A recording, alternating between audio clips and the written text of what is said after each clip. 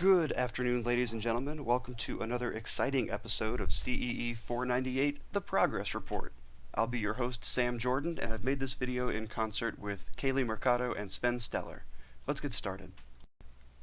Our group has finished up all of Part 2, and we felt that we skated along pretty easily through the majority of it, right up until design item 2.19, where we did the maximization of the initial damage impact vector F. And we had some real trouble with that. So now that we've gotten that worked out, thanks very much to Fang Yu, we wanted to take a few minutes and walk through that process with you, really talk through the math, and see if we can lend any advice on what we've done. We use the MATLAB function linprog, which is one we talked about a little bit in class, and I want to look over the syntax for that real quick. What linprog is trying to do is to minimize transpose of f times x subject to a constraint matrix A, x, less than or equal to a constraint vector, b. This slide shows a quick derivation of how f is related to x, and shows that what we want to do, since we're trying to maximize what's actually S inverse in this case, I minus A, what we'll do is we'll minimize the negative of that, or minimize A minus I, so that it fits in with MATLAB's minimization scheme. First off, let's take a quick look at how we develop our objective function f. Now, a word on notation, because what MATLAB is using is A, x, and f, and what we're using in the problem is A, I, x, and f, we're going to change the notation just a little bit. When we talk about what we're loading into MATLAB, it's going to be f-opt, a-opt, and x-opt. And then when we're talking about the actual problem that we're given in class, it's just going to be a, x, and f. So hopefully that'll eliminate a little bit of confusion talking from one problem to another. Now, if you've played around with this MATLAB function linprog at all, you'll see that one of the errors that can pop up is that the number of cells in f-opt must match the number of columns in a-opt.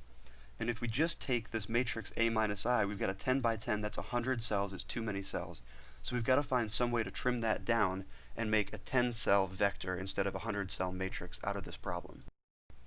Now to do that, we're going to introduce a weighting vector we'll call alpha. Alpha is going to be a 1 by 10 row vector. It's just going to be all ones. And that's going to help us change the dimension of our f-opt function into a 1 by 10, something that we can use better with the MATLAB f. Now that we've got our objective function f-opt defined, we're going to look at building a-opt, the constraint matrix. So here's a list of our four main constraints, that x is less than or equal to some limit while being greater than 0, and that f is less than 1 and greater than 0. To keep those all being less than or equal to's rather than having the mix of less than greater than, we're just multiplying some of them by -1. So on the right side of the box here, everything is a function of that same operator less than or equal to. Now, we chose to work with x as our decision variable, and that means we had to make a couple of changes to everything that we're looking at. First, we're going to pre-multiply our x less than by the identity matrix. So we just get 1 times each x is less than or equal to its related value.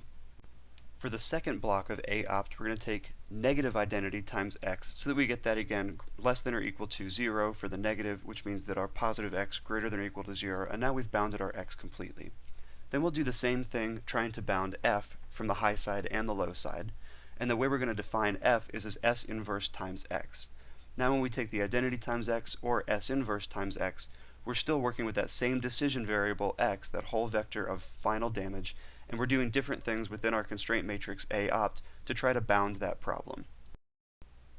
Now that we've defined f-opt and a-opt, all that's left is define b-opt. For that, we're taking the upper limits of x that we were given in the problem, the 0.3s, the 1s, the 0.25s, and arranging those in order. Then tacking on to that a list of 10 zeros.